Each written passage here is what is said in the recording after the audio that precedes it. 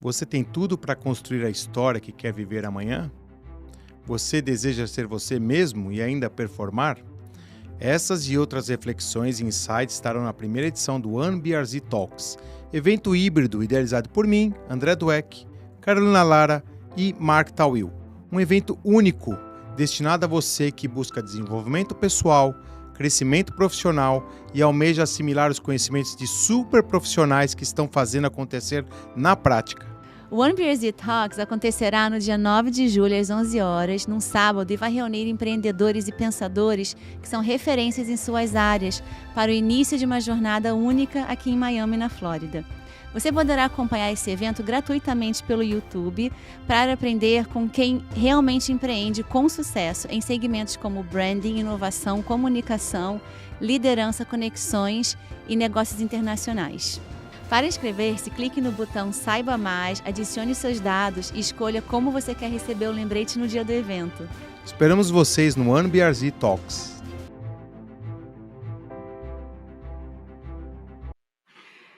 Estão prontos para mais uma palestra incrível, agora presencial. Acho que está todo mundo sentado, né? Todo mundo já pegou aguinha, café, comidinha. Bom, eu estou aqui com a descrição para ler, mas eu acho que essa descrição aqui, né, formal, a biografia, sempre falta um pouquinho, né? Então, nosso próximo palestrante é o João Cordeiro. Vou ler o que está escrito aqui para mim, mas eu acho que esse contato que a gente teve agora, e eu acho que vocês vão perceber conforme ele for falando, mostra que ele é o mestre da conexão, do que a gente estava falando hoje mais cedo. Que humanidade, que presença, que conexão. João Cordeiro possui 37 anos de experiência profissional como consultor, conselheiro e palestrante. Estuda accountability e seus impactos nas empresas há 22 anos. Sua leitura sobre liderança accountable foi compartilhada em 4.000 apresentações no Brasil, em 17 países. Já vendeu mais de 70.000 exemplares dos seus livros. E é tão grande, mas ao mesmo tempo é tão presente individualmente. Obrigada, João. Muito obrigado.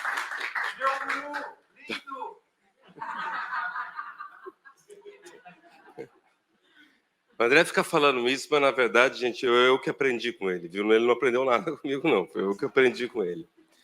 Olha, eu tive uma experiência na Finlândia em 85, fui visitar uma escola na cidade de Kokkola, no norte da Finlândia. A Finlândia tinha um sistema de ensino naquela época que era os piores da Europa. Mas hoje ela se tornou a maior referência de sistema de ensino do mundo. E a escola que eu fui visitar, o diretor chamava Bjorn Sambaka, ele me convidou para ficar na casa dele, para ficar hospedado, e logo já me colocou nas atividades domésticas, né, lá. E uma das coisas que eu fiz, que eu nunca esqueci, foi esperar um carregamento de batata de um caminhãozinho e colocar no porão da casa dele. Então, era uma camada de batata, uma camada de cal, outra de batata, até a altura assim, de 1 metro.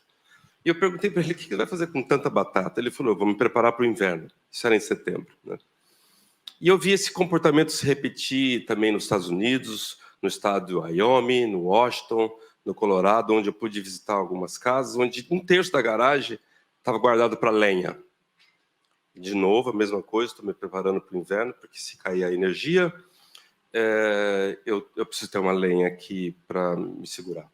Aqui na Flórida não tem essa questão de inverno, mas tem se preparar para o período de furacões, né? Vocês sabem disso melhor do que eu. O que acontece? Por que eu estou contando isso para vocês? Porque a pessoa que mora nesses continentes, eles desenvolveram biologicamente um senso de urgência que nós, no Brasil, não temos. Demora um tempo para o brasileiro entender isso. Então, essa história de eu quero para agora, a palavra now, no final da frase, nos Estados Unidos, é mandatória, né? Eu quero que você faça isso agora. Ela tem um peso muito maior do que nós temos no português. E eu digo isso porque esse senso de urgência pode ser aprendido. Algumas empresas no Brasil aprenderam a ter isso. Mas são ilhas de senso de urgência. Na maioria das vezes, a gente tem a tendência em deixar para depois. Deixar para a semana que vem, deixar para o mês que vem. Tem outro ponto importante que me chamou muita atenção, é a questão da palavra, da honra. Alguns países, a palavra, o que você diz que vai fazer, tem um peso enorme, gente. Enorme. Em outros, nem tanto. Esse é um país onde a palavra tem um peso muito grande. Quer ver uma experiência disso? Talvez, não sei se vocês pararam para perceber isso. Os Estados Unidos é um dos poucos países do mundo, se não for o único, que você paga a sua conta num restaurante, o garçom faz a pré-aprovação, e depois você coloca um outro valor. E o banco paga. Isso que é o mais curioso. Você coloca 15%, 20%, 25%. Quanto você quiser a mais de tip, e o banco vai honrar mesmo aquilo que não foi pré-aprovado.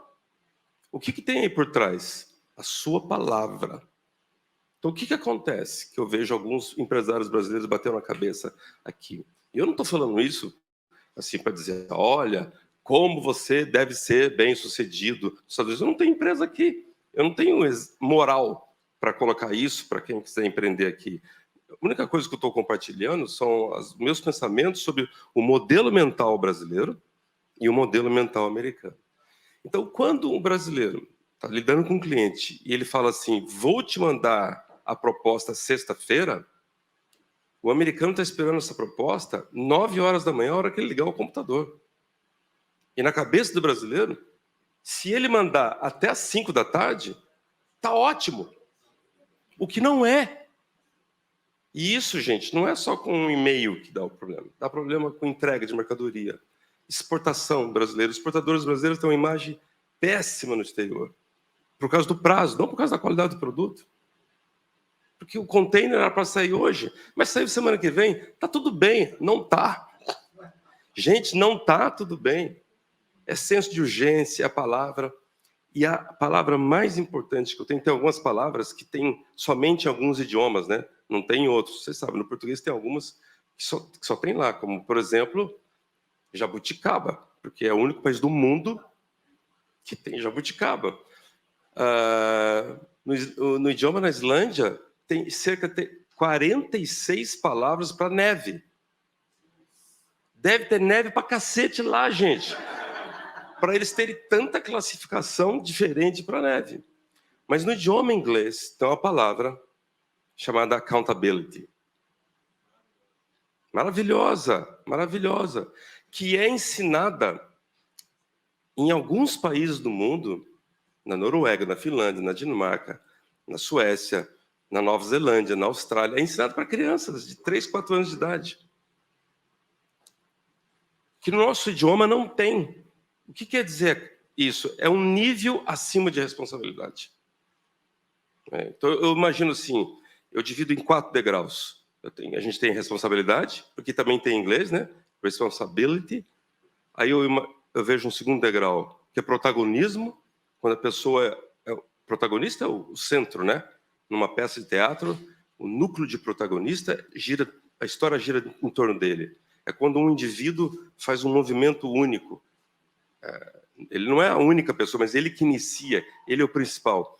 Aí nós temos um terceiro degrau que é senso de dono, que é quando a pessoa tem a preocupação de tratar algo, um processo, um produto, como se fosse dele. É a diferença quando a gente trata de um carro próprio e um carro alugado. E nós temos o 4º degrau, que é accountability. Que, para mim, a diferença entre accountability e responsabilidade é a diferença de uma tia para uma mãe. Eu te pergunto, é a mesma coisa, gente? Tia e mãe? É, gente? Vamos lá. Uma tia pode tomar conta da sobrinha de 5 anos de idade enquanto a mãe está fazendo alguma coisa ou trabalhando? Pode ou não pode? Mas não era bom que ela saísse com um bilhetinho, assim, a tia, né? Número 1, não dê comida ou bebida com corante de uva, ela é alérgica. Não é bom esse aviso para a tia, gente? Número 2, se ela for picada por formiga ou por abelha, escaflã, celistamine, ou algum medicamento local. E se a febre voltar, 15 gotas de escaflã. Eu pergunto, a mãe precisa andar com esse bilhete? E a tia? Por quê? Você percebeu a diferença? Responsabilidade é de fora para dentro do indivíduo. Accountability é de dentro para fora. Responsabilidade é dever. Accountability, virtude moral. Agora, como é que a gente vai ensinar isso para uma pessoa que nem no vocabulário a palavra tem? Por isso que às vezes vem brasileiro para cá e apanha. Apanha, perde tempo, energia e dinheiro. Madeiro. Girafas. Coco bambu. E mais umas centenas aí de empresários parisienses que tentaram, vieram, não funcionaram por vários motivos. Não estou falando que foram esses, inclusive esses. Então, quando a gente fala em accountability, eu imagino, e é importante colocar para vocês, que ele tem um oposto, ele tem um antivalor. Isso é importante a gente saber. Esse antivalor é todas as desculpas. Desculpas e justificativas desnecessárias. Não recebi o e-mail, não fui avisado. Sempre foi feito dessa maneira. Já estava assim quando eu cheguei. Já deu meu horário, não é meu cliente. Segunda-feira eu faço, vou ver e te aviso. Pô, eu vi um cara na Paulista com a camiseta, vou ver e te aviso.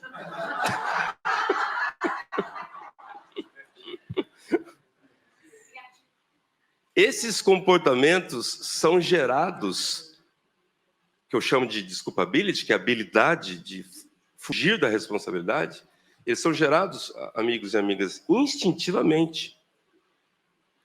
Nós temos no nosso cérebro, um lado do cérebro que está aqui na nossa testa, que é o córtex pré-frontal, que é o lado da consciência, do estado de alerta, de responsabilidade, de atenção, de awareness. Esse pedaço do cérebro vem sendo desenvolvido nos últimos milhões de anos. Se você pegar uma caixa craniana de um indivíduo, de um sapiens, cabe 1/3 do cérebro do nosso tamanho hoje. Era um cérebro menor. Mas nós temos o que eles tinham, que é um cérebro primitivo, chamado sistema límbico. E dentro do sistema límbico tem a amígdala. É engraçado que às vezes eu falo isso, tem gente que levanta a mão e fala, mas para, eu tirei quando eu tinha 14 anos de idade. Eu falo, não, essa você não tirou. Você tirou da garganta, porque toda glândula em formato de amêndoas chama amígdala. Nós temos no cérebro, um de cada lado, esquerdo, direito do cérebro, tamanho de um caroço de azeitona, é um chip. E dentro do chip roda o quê? Um algoritmo, né? O algoritmo que roda dentro da amígdala, ele tem 3 funções. Flight, fight or freeze. Ou o cara foge, ou ele parte para o ataque, ou ele congela. Fica funcionando 24/7. Super importantíssimo para a nossa sobrevivência física. Mais importante na época da Idade das Cavernas. Mas hoje, no escritório, no mundo corporativo, você lidando com um cliente, das 9 às 5, de segunda a sábado ou sexta, a amígdala deveria ser desligada, gente. Deveria ter uma pílula que você tomasse e ela ficava mais ou menos em estado de dormência. Mas não existe. Ela fica ativa procurando possíveis ameaças e ela acha. Em forma de um e-mail, em forma de um WhatsApp, em forma de uma informação. E ela comanda você, não responda. Responda depois. Pronto. Já acabou com o senso de urgência. Já atropelou. Então, as palavras de um vocabulário ajudam a reprogramar o cérebro de um indivíduo. Tem escolas, como uma das que a gente conheceu na Coreia do Sul, ensinando disciplina, senso de dono, autonomia para crianças de 3 anos e meio, ela se servindo na hora do almoço. No nosso modelo mental latino, nas escolas, nós servimos as crianças. O que tem por trás disso? Quando eu sirvo uma criança, tem assim, deixa eu te servir porque você vai fazer a maior bagunça, você vai estragar a comida, você vai fazer guerra, você vai jogar fora, então eu vou te servir. É um pensamento de minimizar e de infantilizar o outro. Mas, enfim, quando o indivíduo está com o modelo mental de desculpability, e ele fica assim, se ele não é analisado, por isso que eu reforço que toda liderança devia fazer terapia, Camarada é gerente, foi promovido para diretor. 1 ano de terapia. Era diretor, foi promovido para CEO. Terapia mais psicanálise.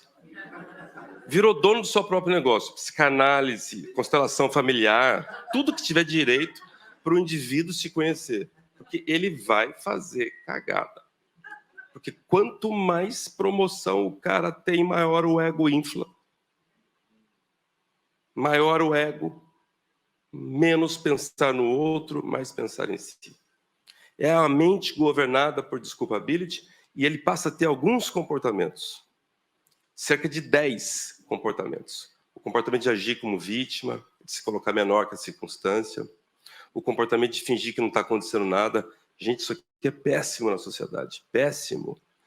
O comportamento de apontar culpados, que pode ser pessoas jurídicas, pessoas físicas. Clima, trânsito, governo, legislação. O comportamento de ficar justificando sem necessidade.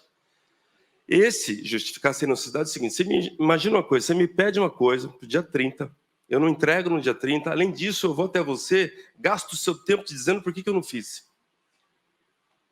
Típico latino. Envolve outros nos problemas. Você já recebeu um e-mail de um problema que você não tem nada a ver com o contexto? Que você não tem o menor protagonismo na solução? Isso aqui. Tem script de desculpas, aqueles que eu falei há pouco tempo. Reclama de tudo, esse cara é tóxico, viu? Ele contamina os outros. Quem reclama necessita evangelizar as pessoas em volta. Você nunca vai ver uma pessoa sozinha, assim, quieta, falando: o que você está fazendo? Eu estou reclamando comigo mesmo. Não existe isso. O cara que reclama, ele precisa contaminar quem está em volta. Faz por interesse, que é assim: o que eu vou ganhar se eu fizer tal coisa? Faz com má vontade, coloca má vontade no processo. Eu não conheço nada que é feito com má vontade que dê um bom resultado. Nada, gente. Pouso de avião, feito com má vontade. Aperto de mão, dado com má vontade. E é um cara individualista. Então, isso aqui precisa ser trabalhado. Aonde a pessoa mora, a localização pode agravar mais, em função do clima, em função da sociedade. E eu vejo muitos empresários brasileiros que conseguiram fazer essa revolução na sua mente. Como eu falei, a gente tem ilhas de excelência no Brasil. E aonde entra a accountability? Ele entra como um bálsamo, sabe? Como um óleo que ele lubrifica a mente e faz com que a pessoa passe a entender que ele tem um papel maior na vida, que ele tem uma outra função na vida. E ele passa a ter comportamentos que eu chamo de comportamentos accountables, né? Que é o comportamento de pensar como dono moral, comportamento de ter um script de dono. O script de dono é quando a pessoa se coloca como protagonista. Ele fala assim: como que eu posso resolver essa circunstância? Como é que eu posso resolver esse problema? Se essa empresa fosse minha, o que eu faria? De que forma que eu poderia resolver esse problema? Ele é o protagonista, ele tem script de dono. O indivíduo que sonha grande, ambicioso do ponto de vista saudável, né?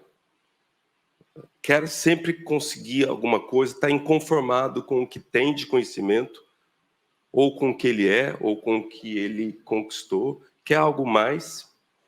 Ele é altamente corajoso para enfrentar desafio, assume consequências do que ele faz. Faz por interesse genuíno.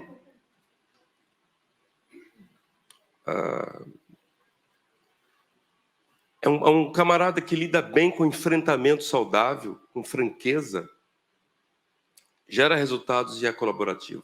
Esse cara existe, ele existe nas corporações. Algumas empresas entenderam isso e conseguiram varrer para fora aqueles outros comportamentos e cada vez mais desenvolver isso. Se você quiser uma empresa assim, aqui para você dar uma olhada, tem várias aqui. Dá uma olhada nos números da Southwest Airlines.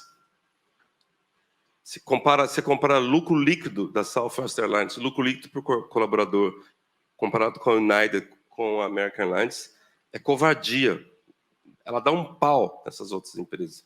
O valor de mercado dela, market cap da Southwest Airlines hoje, chega a 25, 27 bi, da American Airlines, que tem mais aeronaves que ela, não passa de 12, 14 bi, por causa da cultura. Só que esta palavra, que só tem no idioma inglês, não tem no mandarim, não tem no italiano, não tem no alemão, não tem em nenhum outro idioma, que é accountability, eu também percebi que, na verdade, ela tem uma virtude moral que é universal. Ela ocorre em outros momentos, quase como um conta-gota, assim, não de forma consistente. A gente encontrou accountability na Torá, no Velho Testamento, no Alcorão, na mitologia grega, em lendas africanas, nos heróis da Marvel, em músicas e em poesias. Tem um poeta brasileiro, um poeta da língua portuguesa, Fernando Pessoa, português, que ele, em quase todos os textos dele, ele fala sobre accountability sem nunca usar essa palavra. E a poesia dele, uma delas que eu gosto muito é essa: agir, eis a inteligência verdadeira. Não é assim, vou ficar esperando, né?